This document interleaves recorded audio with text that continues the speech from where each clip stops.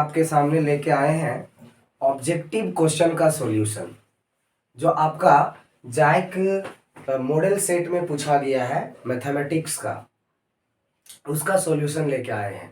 Total 40 question रहेगा, 1 marks का सारा ऑब्जेक्टिव रहेगा। बात करते हैं पहला क्वेश्चन का। पहला क्वेश्चन है, इसमें लिखा गया है कि लेट ए इक्वल्स टू एक सेट है जिस सेट में एलिमेंट है 2 4 6 8 एंड आर एक रिलेशन डिफाइन है ए सेट में।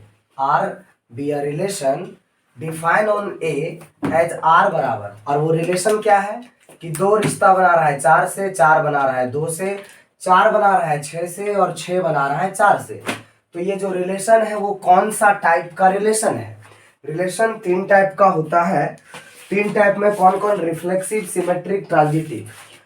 तो कौन सा है ये? रिफ्लेक्सिव है, सिमेट्रिक है या ट्रांजिटिव है? पहला बात, रिफ्लेक्सिव होने के लिए अगर ऐसा दिया रहेगा तो आप समझिएगा कि सेट में जितना भी एलिमेंट है सबका जोड़ा यहाँ होना चाहिए, तभी वो रिलेशन रिफ्लेक्सिव होगा। 2 है तो 2 का जोड़ा 2 2 होना चाहिए आर में। 4 है, 4 का जोड़ा 4 4 होना चाहिए।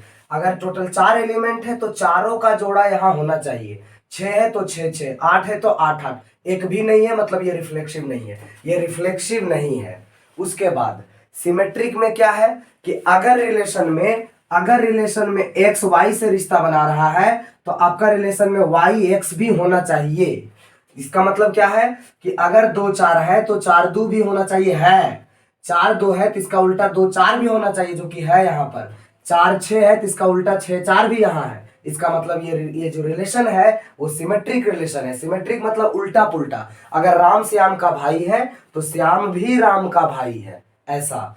तो ये रिलेशन रिफ्लेक्सिव रिलेशन है। हम क्या बोले कि अगर रिलेशन में जो भी बात रहेगा तो उसका उल्टा भी होना चाहिए, अगर वो है तो वो रिश्ता सिमेट्रिक है। तो आप देख सकते हैं कि ये सिमेट्रिक है।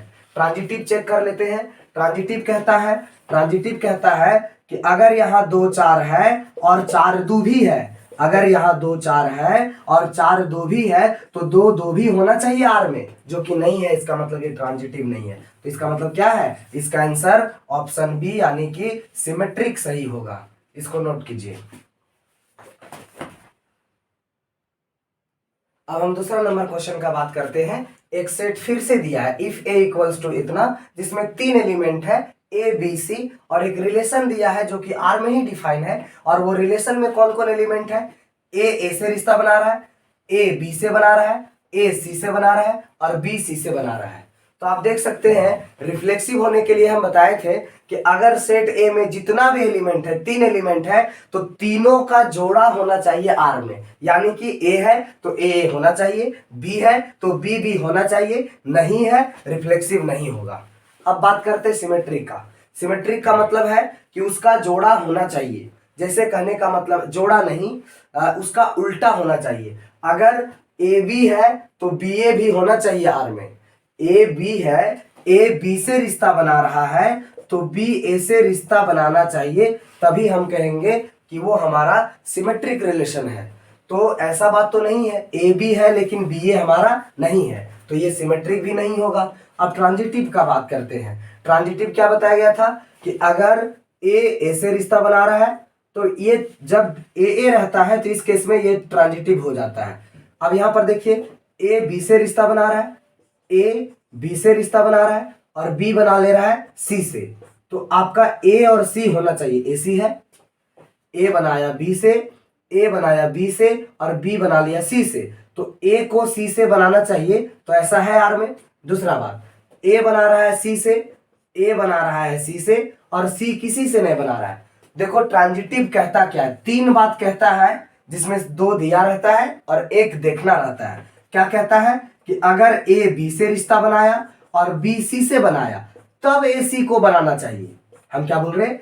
ए बी से बनाया, बी सी से बनाया, तब ए सी होना चाहिए, ए को सी से बनाना चाहिए। मतलब पहला बात है, दूसरा बात है, तब तीसरा होना चाहिए। समझ लीजिए, पहला है, दूसरा है, तब तीसरा होना चाहिए ट्रांजिटिव होने के लिए। पहला है, दूसरा नहीं है तो तीसरा का बात भी नहीं करेंगे, लेकिन ट्रांजिटिव होगा। ये पहला दूसरा दोनों है तब तीसरा जरूरी है ट्रांजिटिव के लिए। तो समझिए क्या बोल रहे हैं। ए बी से बनाया, बी सी से बनाया, पहला है, दूसरा है, ए बी से बनाया और बी सी से बनाया, तो ए सी होना चाहिए, जो कि है, तीसरा भी है, तो इसका मतलब यहां तक ट्रांजिटिव है। अब इसके लिए चेक करते, ए सी से बनाया और सी किसी से नहीं बनाया, मतलब देखो जब इसके लिए चेक करेंगे, ए सी से बनाया और सी किसी से नहीं बनाया, मतलब पहला है दूसरा है ही नहीं, तो तीसरा का बात भी नहीं करेंगे, लेकिन ट्रांजिटिव होगा। उसी तरह से बी सी से बनाया और सी किसी से नहीं बनाया, मतलब पहला है दूसरा है नहीं, तीसरा का बात भी नहीं करेंगे, लेकिन वो क्या होगा, ट्रांजिटिव होगा। इस केस में ये जो रिलेशन है वो ट्रांजिटिव होगा। Option number C is the correct answer. लिखिए ब्रदर। अब हम बात करते हैं क्वेश्चन नंबर 3 का। क्वेश्चन नंबर 3 फंक्शन से है, फंक्शन का टाइप से, कैसा फंक्शन है, 1 1 फंक्शन है या ऑन टू फंक्शन है या दोनों है या एक है एक नहीं है, ऐसा बात करते हैं। बोला जा रहा है कि द फंक्शन एफ जो n टू n डिफाइन है, नेचुरल नंबर के सेट से नेचुरल नंबर में डिफाइन है, और कैसा है वो डिफाइन क्या है, F x equals to 2x, जो ट्वाइस वाला दो गुना वाला फंक्शन चल रहा है। आप x के जगह कुछ भी रखिएगा वो आपको 2 गुना फेंक के मार देगा, अगर आप 2 रखिएगा तो 4 देगा, 6 रखिएगा तो 6 का 2 गुना 12 देगा। अब देखिए क्वेश्चन क्या है, छांटना है, 1 1 है लेकिन ऑन टू नहीं है, 1 1 है और ऑन टू दोनों है, ऑन टू है लेकिन 1 1 नहीं है, या नॉन ऑफ दीज। तो देखते हैं कौन सा सही है। पहला बात, 1 1 होने के लिए क्या चाहिए, सबसे पहला बात फंक्शन होने के लिए क्या चाहिए कि फर्स्ट सेट का सारा एलिमेंट एग्जॉस्ट कर जाए, मतलब सबका कोई ना कोई, मतलब सारा एलिमेंट का कोई ना कोई इमेज होना चाहिए, ऐसा बात है। फर्स्ट सेट का सारा एलिमेंट किसी ना किसी से जुड़ा हुआ होना चाहिए फंक्शन होने के लिए। दूसरा बात क्या होना चाहिए कि कोई ऐसा 2 एलिमेंट ना मिल जाए, नहीं, जैसे कोई ऐसा एक एलिमेंट नहीं मिल जाए जो 2 एलिमेंट से जुड़ा हुआ हो, ऐसा नहीं होना चाहिए, ऐसा चल सकता है कि नहीं। अब ये फंक्शन का डेफिनेशन था, फंक्शन का क्या डेफिनेशन था कि फर्स्ट सेट का सारा एलिमेंट किसी न किसी से जुड़ा हुआ होना चाहिए। दूसरा बात कि एक एलिमेंट का 2 इमेज नहीं होना चाहिए, 2 एलिमेंट का एक इमेज चलेगा, एक किसी एक को दे रहा है चलेगा, एक 2 को दे रहा है ऐसा नहीं चलेगा। चलिए अब हम बात कर रहे हैं, क्या बात कर रहे हैं, 1 1 होने के लिए फर्स्ट सेट का सारा एलिमेंट किसी यूनिक एलिमेंट से जुड़ा हुआ होगा, कहने का मतलब यह है कि 1 1 एक ही से जुड़ा हुआ रहेगा, एक एलिमेंट एक ही एलिमेंट से जुड़ा हुआ रहेगा, एक का रिश्ता एक से होगा, ना कि 2 का रिश्ता एक से हो गया, ऐसा रहेगा तो 1 1 नहीं होगा। अगर सीधा सीधा चल रहा है तो ये क्या है, 1 1 है। तो आप देख सकते हैं कि आप 1 रखिएगा तो 2 मिलेगा, 1 का 2 गुना 2, 2 का 2 गुना 4, 3 का 2 गुना 6, 4 का 2 गुना 8, 5 का 10, 6 का 12। तो पहला बात क्या हुआ कि ऐसा कोई भी 2 एलिमेंट आपको नहीं मिल रहा है जिसका इमेज क्या है, सेम है।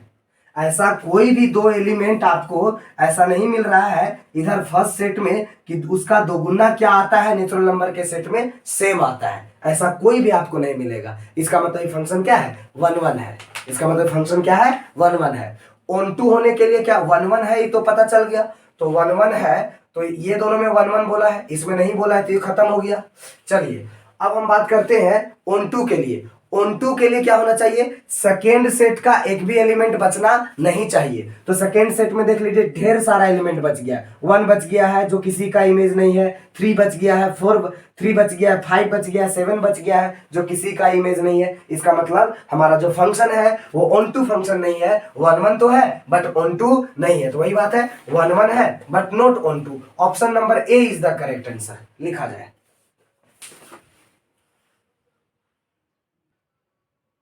अब हम क्वेश्चन 4 का बात करते हैं। क्वेश्चन 4 क्या कहता है, आर हमारा सेट ऑफ रियल नंबर है। If R being set of real number then the function, एक फंक्शन डिफाइन है जो आर से आर में डिफाइन है, रियल नंबर के सेट से रियल नंबर के सेट में डिफाइंड है, defined by f x equal to modulus x. आप जानते हैं कि -1 का भी मॉडुलस 1 होता है और 1 का भी मॉडुलस 1 होता है। इसका मतलब -1 का भी इमेज 1 हो गया और 1 का भी इमेज 1 हो गया। हम क्या बोले थे, 1 1 होने के लिए एक का इमेज एक होगा, ऐसा नहीं है कि 2 का इमेज एक हो जाए, 2 एलिमेंट्स का इमेज सेम हो जाए, ऐसा रहेगा तो 1 1 नहीं होगा, ये मेनी 1 होगा। तो आप देख सकते हैं कि ये 1 1 नहीं है क्योंकि 2 एलिमेंट का इमेज क्या हो गया, सेम हो गया, ये 1 1 नहीं है। ऑन टू है क्या, आप जानते हैं कि मॉडुलस फंक्शन है तो ये ऑलवेज क्या देगा, पॉजिटिव रिजल्ट देगा। तो यहाँ पर निगेटिव बोला तो किसी का इमेज नहीं होगा। आप जान रहे हैं कि सारा पॉजिटिव नंबर जो इसमें आएगा 1 2 3 और उसके बीच वाला जो भी है पॉजिटिव नंबर सब किसी न किसी का इमेज होगा, लेकिन -1 किसका इमेज होगा? किसी का नहीं। इसका मतलब सेकेंड सेट में एलिमेंट हमारा बच गया। सेकेंड सेट में एलिमेंट बच गया तो वो ऑन टू नहीं है और दो एलिमेंट का इमेज सेम हो गया, इसीलिए 1 1 1 नहीं है। सेकेंड सेट में एलिमेंट बच गया इसीलिए ये ऑन टू नहीं है और दो एलिमेंट का इमेज सेम हो गया इसीलिए ये 1 1 नहीं है। इसका मतलब 1 1 भी नहीं है, ऑन टू भी नहीं है। इसका मतलब neither 1 1 nor onto. Option number C is the correct answer लिखा है। अब हम बात करते हैं क्वेश्चन नंबर 5 का। क्वेश्चन नंबर 5 क्या कहता है कि एक फंक्शन है f जो r टू r में डिफाइन है और वो फंक्शन है क्या fx equals to 2x plus 7, then f inverse x क्या होगा? मतलब इस फंक्शन का इनवर्स क्या होगा? इनवर्स का मतलब क्या है साथी? एक लाइन में आप समझिए कि fx बराबर 2x प्लस 1 है। इसका मतलब एक ऐसा फंक्शन ये है कि x के जगह पर आप 1 रखिएगा तो फंक्शन का रिजल्ट क्या आएगा? 1 रखने पर 2 1 जा 2 और 7 ये 9 आएगा। फंक्शन का वैल्यू 1 पर कितना आया? 9 आया। तो इसका इनवर्स क्या होगा? हम क्या बोल रहे हैं? fx का इनवर्स चाहिए। fx फंक्शन अगर इतना है जो 1 पर हमको क्या देता है? 9 देता है। तो क्या ऐसा कोई फंक्शन है धरती में जिसको हम x के जगह पर 9 रखेंगे तो फंक्शन का वैल्यू 1 आएगा? तो वही इसका क्या कहलाएगा? इनवर्स। हम क्या बोल रहे हैं कि fx अगर 2x प्लस 7 है तो इसका इनवर्स क्या होगा? एक आप x के जगह पर 1 रखे तो आपको 9 मिला। तो ऐसा कोई फंक्शन है जिसको हम 9 x के जगह पर 9 रखेंगे तो 1 मिलेगा? वो कौन सा फंक्शन है आप देख सकते हैं। अगर आप x के जगह पर 9 रखिएगा, x के जगह पर 9 रखिएगा तो 9 - 7/2 2/2 कितना हुआ? 1। ऐसे हम सोच लिए कि हमारा ऑप्शन नंबर डी है। अभी आप क्या देखें कि एक फंक्शन fx है जो रिजल्ट दे रहा है 2x प्लस 1। x के जगह पर 1 देंगे तो आपको फंक्शन का वैल्यू क्या देगा? 9 देगा। एक ऐसा फंक्शन खोजिए जिसमें हम x के जगह पर 9 रखेंगे तो वो फंक्शन का वैल्यू क्या मिले? 1 मिले। वही उसका क्या होगा? इनवर्स होगा। तो सारे में आप देख लीजिए रख के कि x के जगह पर अगर 9 रखते हैं तो फंक्शन का वैल्यू 1 हमको किस में मिलता है? तो डी में मिलता है। अगर ऐसे नहीं आपको समझ में, बहुत शॉर्ट है, लेकिन अगर आप बात करना चाहते हैं कैसा प्रोसेस का, तो प्रोसेस का बात करना चाहते हैं तो इसको मान लीजिए y, इस फंक्शन को क्या मान लीजिए? y मान लीजिए और यहां से x निकाल दीजिए। x निकालिएगा क्या होगा? y - 7/2 क्या हो जाएगा? y - 7/2। ये फंक्शन x का था तो इसका इनवर्स भी x का फंक्शन होगा। तो जहां y है वहां x रख दीजिए। फाइनल आंसर क्या होगा? x - 7/2, यानी कि ऑप्शन डी ही सही है मेरा। इसको लिखिए। अब हम बात करते हैं क्वेश्चन 6 का। और क्वेश्चन 6 आपका जो है इनवर्स ट्रिगोनोमेट्रिक फंक्शन से है। क्या बोलता है? आप क्या कीजिए, cos inverse √3/2 plus cos inverse 1/2 किसके बराबर है ये बता दीजिए। तो इनवर्स ऐसा फंक्शन है, इनवर्स ट्रिगोनोमेट्रिक ऐसा फंक्शन है जिसमें आप x के जगह पर कोई नंबर रखिएगा तो आपको एंगल मिलेगा। समझे कि नहीं? तो आपको ऐसा देखना है कि हाफ जो √3/2 है, √3/2 है, cos में कितना डिग्री का मान है? ये कितना डिग्री का मान है सर? ये 30 डिग्री का मान है, यानी π/6 का वैल्यू है। फिर हाफ cos में कितना डिग्री का मान है? तो ये 60 डिग्री का मान है, यानी कि ये π/3 है। आप दोनों को जोड़िएगा, ये 30 है और ये कितना है? 60 है। 60 30 कितना हुआ? 90। और 90 को रेडियन में क्या कहते हैं? π/2 कहते हैं। तो option number D is the correct answer लिखा जाए। अब चलते हैं नेक्स्ट क्वेश्चन की ओर और वो आपका क्वेश्चन नंबर 7 है। ये भी आपका इनवर्स ट्रिगो से है। हम क्या बोले? इनवर्स ट्रिगोनोमेट्रिक ऐसा फंक्शन है जिसका एंगल में आप क्या कीजिएगा, कोई नंबर रखिएगा x के जगह पर, यहां पर कोई नंबर रखिएगा तो आपको एंगल मिलेगा 30 डिग्री 60 डिग्री ऐसा मिलेगा, है कि नहीं? आप जानते हैं कि अगर tan इनवर्स -x है, tan इनवर्स -x है तो ये माइनस बाहर आ जाता है। किसके किसके केस में? साइन, टेन, कॉसेक के केस में। और कॉस के केस में क्या होता है? माइनस बाहर नहीं आता है, वो पाई माइनस हो जाता है। तो यहां पर क्या है? साइन टेन इनवर्स -√3 है तो वो माइनस बाहर हो जाएगा, ओनली √3 बचेगा। अच्छा, कॉस के केस में अगर माइनस को हम हटाना चाहते हैं तो कॉस इनवर्स -x के जगह पर है, कॉस इनवर्स -x है। इसका मतलब हम इसको लिखेंगे पाई माइनस कॉस इनवर्स x। पाई के केस में, सेक के केस में और कॉट के केस में आपको क्या लिखना है? Pi minus cos inverse x, pi minus sec inverse x ऐसा लिखना है। तो अब क्या हो गया? अब आप देख सकते हैं ये साइन है माइनस tan इनवर्स में √3 कितना? tan tan में √3 कितना डिग्री का मान है 60 डिग्री का, यानी कि रेडियन में वो क्या हो जाएगा, रेडियन में हो जाएगा π/3 प्लस ये पाई है। अच्छा cos इनवर्स में √3/2 कितना डिग्री का मान है 30 डिग्री का, इसका मतलब ये हो जाएगा आपका π/6। और सॉल्व कीजिए, ये साइन है, ये देखिए यहां पर देख सकते हैं ये -30 π/3 यानी कि ये -60 और ये -30, -60 -30 -90। अच्छा पाई में -90 का क्या मतलब है, ये पाई है, -π/3 -π/6 का क्या मतलब है -π/2। पाई में π/2 घटा दीजिएगा तो आपको बच जाएगा π/2 ओनली, और साइन π/2 का वैल्यू क्या होता है 1, यानी कि option number A is the correct answer. चलिए लिखा जाए ब्रदर। हमारे पास क्या है क्वेश्चन नंबर 8।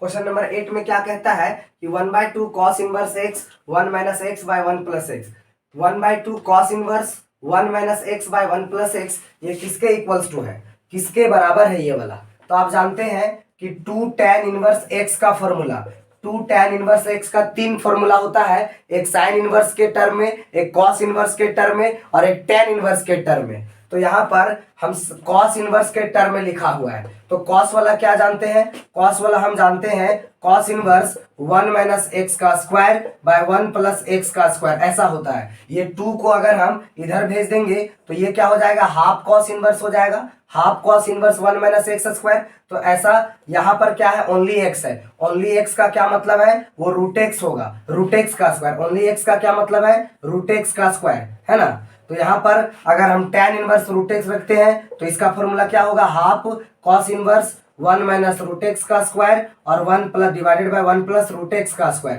ये स्क्वायर से रूट खत्म, स्क्वायर से रूट खत्म, तो क्या हो गया half cos inverse x 1 - x divided by 1 + x। इसका मतलब हम tan इनवर्स √x को इतना लिख सकते हैं, इसका मतलब tan इनवर्स √x हमारा करेक्ट आंसर हुआ ऑप्शन नंबर सी। चलिए नोट कीजिए इसको। अब हम बात करते हैं क्वेश्चन नंबर 9 का, जिसमें पूछ रहा है कि tan inverse 1/4 plus tan inverse 2/9 किसके इक्वल है। यहाँ 4 ऑप्शन दिया गया है, तो हम क्या करते हैं देखते हैं। ये tan inverse 1/4 plus tan inverse 2/9 ऐसा है, तो आपको क्या करना है, इसका फॉर्मूला होता है tan inverse x plus tan inverse y। उसमें क्या होता है tan इनवर्स ऊपर में दोनों का जोड़, ऊपर में दोनों एंगल का जोड़ डिवाइडेड बाय 1 माइनस दोनों का प्रोडक्ट।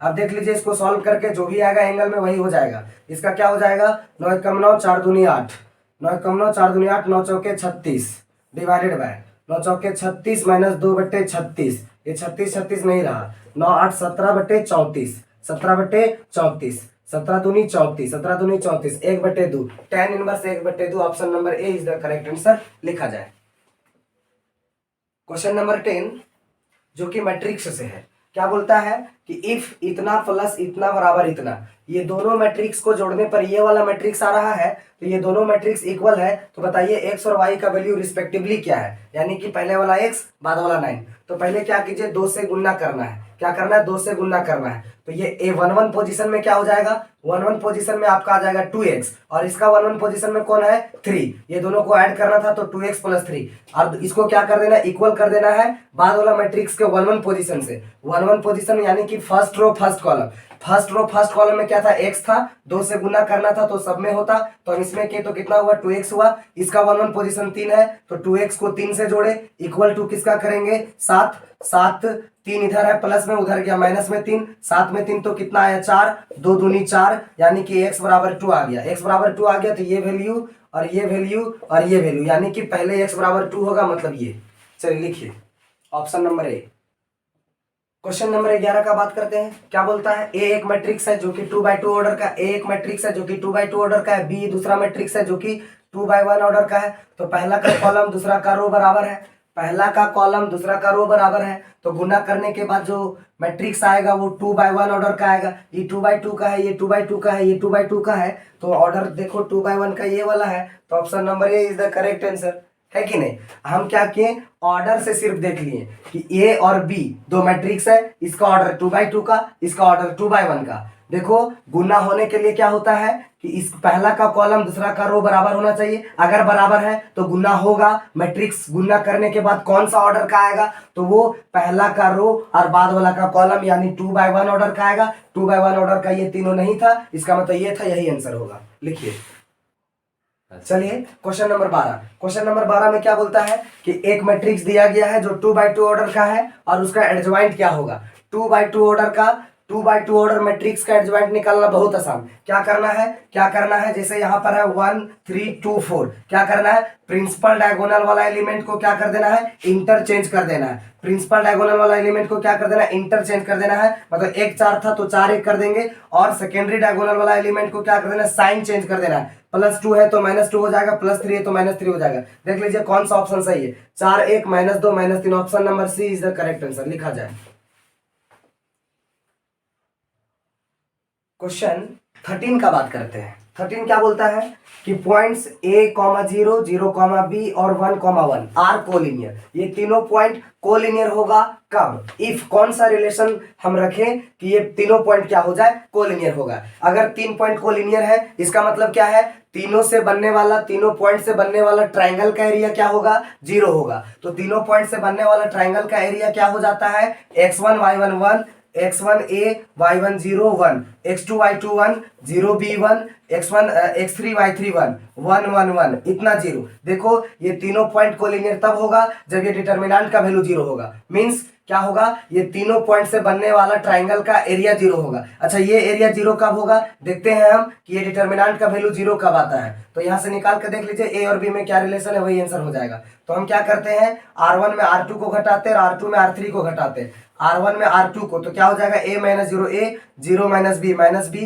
1 - 1 0। फिर R2 में R3 को घटाते हैं, 0 में 1 तो -1, b में 1 तो b -1 और 1 में 1 तो 0, और ये 1 1 1। क्या करते हैं, एक्सपेंडिंग अलोंग C3 करते हैं। C3 के अलोंग एक्सपेंड करेंगे तो ये क्या हो जाएगा, यहाँ 1 हो जाएगा, और इसको डिलीट करने के बाद क्या बचेगा, a - 1 -b b -1 = 0। अब इसको सॉल्व करेंगे तो क्या हो जाएगा, ए बी इधर से मल्टीप्लाई कर रहे, a b - a equals to plus b 1 जा बी, तो -b होता है। इधर पहले इसका मल्टीप्लाई माइनस में इसका मल्टीप्लाई, तो ये पॉजिटिव हो जा रहा है और माइनस के कारण माइनस भी हो गया = 0। ये देखो इधर क्या है, ए बी है, -a उधर गया +a, -b उधर गया +b, यानी कि a + b = क्या आ रहा है, ए बी आ रहा है। दोनों तरफ क्या कर रहे हैं, ए बी से डिवाइड कर रहे हैं। तो क्या हो जाएगा, जब अलग अलग डिवीजन होगा, अलग अलग डिवीजन हो जाएगा तो a/ab हो जाएगा प्लस b/ab हो जाएगा, और इक्वल्स टू रच रच क्या हो जाएगा 1, a से a खत्म, b से b खत्म, 1/a + 1/b = 1, 1/a + 1/b = 1, यानी option number A is the option number C is the correct answer. लिखा जाए। अब बात करते हैं क्वेश्चन नंबर 14 का। क्वेश्चन नंबर 14 का नहीं, क्वेश्चन नंबर 14 का बात कर रहे हैं। क्या बोलता है, given function f(x) = modulus x - 2 is continuous. ये फंक्शन कंटिन्यूअस है बट डिफरेंशिएबल नहीं है। कौन सा पॉइंट पर नहीं है, देखो कभी भी मॉडुलस फंक्शन रहता है, कभी भी आपके पास मॉडुलस फंक्शन रहता है। जैसे यहाँ पर है x - 2, मोड में x - 2।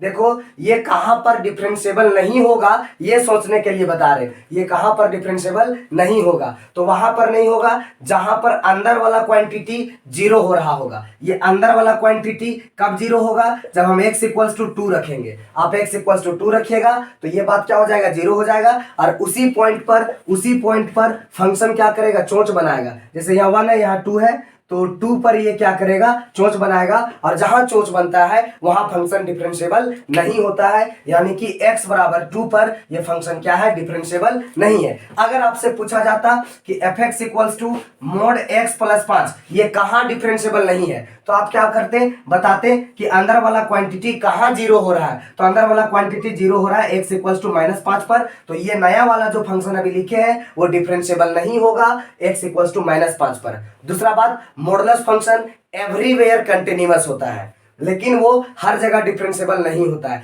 कहां पर नहीं होता है, जहां उसका ग्राफ चोंच बनाता है। कहां पर बनाता है, जहां पर अंदर वाला क्वांटिटी क्या होता है, 0। चलिए इस बात को लिखिए, हमारा ऑप्शन बी सही था इस 14 नंबर क्वेश्चन में। लिखा जाए।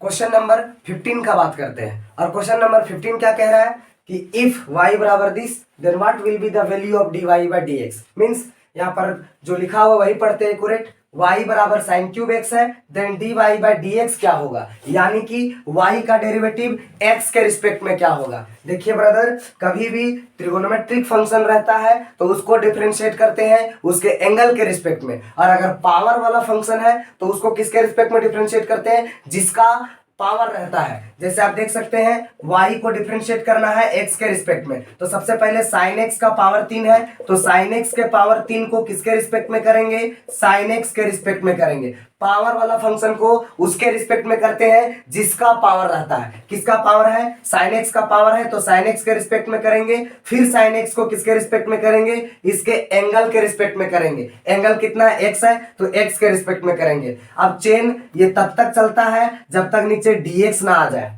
समझे कि नहीं। dx आ गया, अब हम आगे नहीं बढ़ेंगे। साइन क्यूब x का डेरिवेटिव क्या हो जाएगा, पहले पावर गुना होगा और फंक्शन का एक पावर कम हो जाएगा।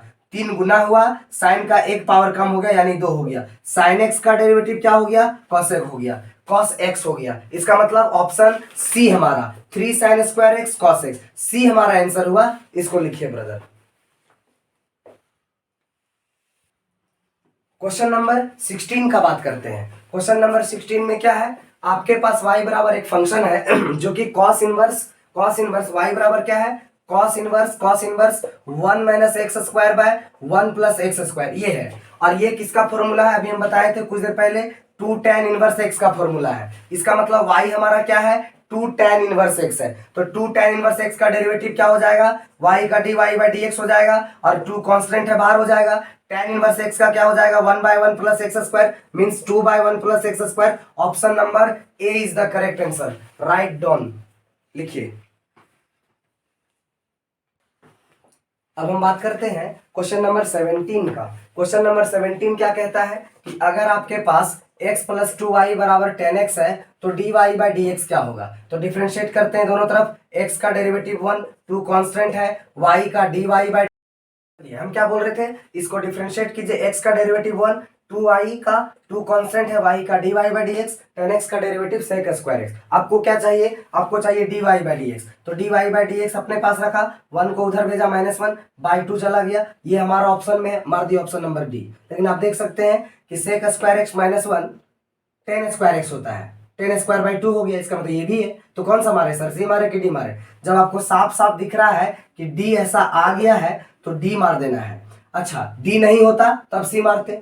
एक ऐसा ऑप्शन बी रहता जिसमें लिखा हुआ रहता बोथ सी एंड डी, तो हम क्या करते, बी को मारते। ठीक है, तो इस बात को लिख लीजिए। उसके बाद हम बात करते हैं क्वेश्चन नंबर 18 का।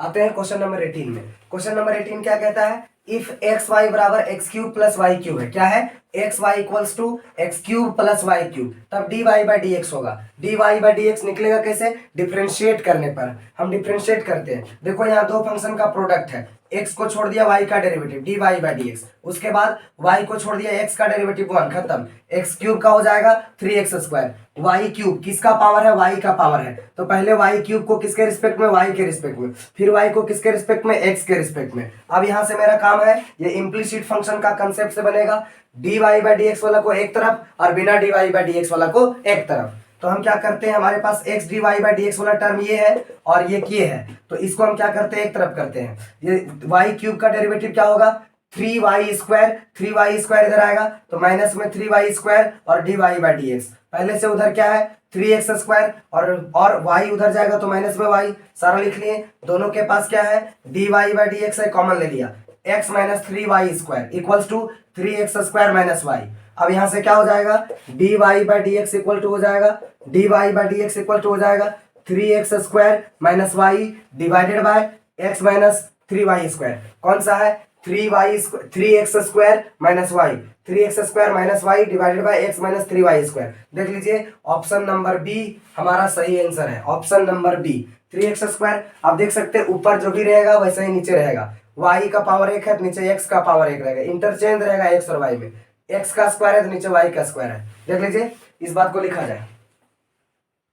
क्वेश्चन नंबर 19 का बात करते हैं। क्वेश्चन नंबर 19 क्या कहता है, आप क्या कीजिए, स्लोप निकालिए। किसका? टेंजेंट का स्लोप। किसका? टेंजेंट का स्लोप जो टू द कर्व, इस कर्व पर ड्रॉन किया गया होगा। मान लीजिए ये कोई कर्व है और इस कर्व पर जो टेंजेंट ड्रॉ किया होगा, ये कर्व सपोज मान लिए कि ऐसा है और एक्स वाई इक्वल टू 6 है, तो ये कोई पॉइंट है 1,6, तो 1,6 पॉइंट पर जो टेंजेंट ड्रॉ किया गया है उसका स्लोप क्या होगा? तो इसका स्लोप हो जाएगा dy बाई डी एक्स। कहां पर? 1,6 पर। तो मेरा काम क्या है, पहले dy बाई डी एक्स निकालना। dy बाई डी एक्स निकालिएगा तो टेंजेंट का स्लोप निकल जाएगा। तो हमारे पास कर्व क्या है, एक्स वाई बराबर 6। dy बाई डी एक्स निकालने के लिए आपको डिफ्रेंशिएट करना पड़ेगा। तो डिफ्रेंशिएट कैसे कीजिएगा, एक्स को छोड़िएगा, वाई का derivative dy by d x plus y को छोड़िएगा, एक्स का 1 और 6 का 0। यहाँ से आपको क्या चाहिए, dy by d x equal to, यहाँ से dy बाई डी एक्स चाहिए, प्लस वाई उधर गया माइनस वाई, बट इंटू में एक्स है वो डिवाइड में एक्स हो जाएगा।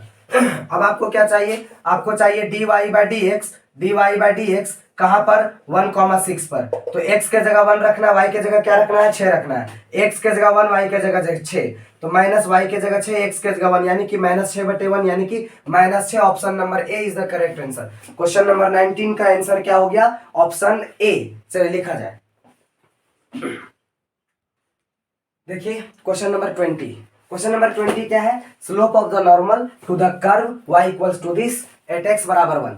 हमको क्या चाहिए, इस कर्व, मान लो कि ये कोई कर्व है, इस कर्व पर एट x बराबर 1 पर, मान लो ये x बराबर 1 है, 1 पर जो टेंजेंट ड्रॉ किया गया है उसमें नॉर्मल भी होगा और इस नॉर्मल का स्लोप चाहिए। हमको क्या चाहिए, ये नॉर्मल का स्लोप चाहिए। और नॉर्मल का स्लोप क्या होता है, negative reciprocal of dy by d x. Negative reciprocal of dy by d x at x बराबर 1। आपको क्या करना है, dy बाई डी एक्स लगाना है और माइनस लगा के उसको पलट देना है। तो dy बाई डी एक्स निकालिए पहले। ये y हमारा क्या है, एक्स स्क्वायर माइनस एक्स, तो dy बाई डी एक्स क्या हो जाएगा sir, dy by d x हो जाएगा 2x माइनस 1। आपको क्या करना है, dy बाई डी एक्स निकालना है कहां पर, x बराबर 1 पर। x बराबर 1 पर तो हम क्या किए, x के जगह क्या रख दिए 1, तो 2 1 जा 2 माइनस 1 यानी कि 1। ये हुआ हमारा टेंजेंट का स्लोप। नॉर्मल का स्लोप क्या करना है, -1 माइनस लगा के इसको पलट देना है। तो 1 को पलटेंगे तो 1/1 यानी कि -1 यानी कि ऑप्शन ए हमारा सही है। चलिए लिखा जाए।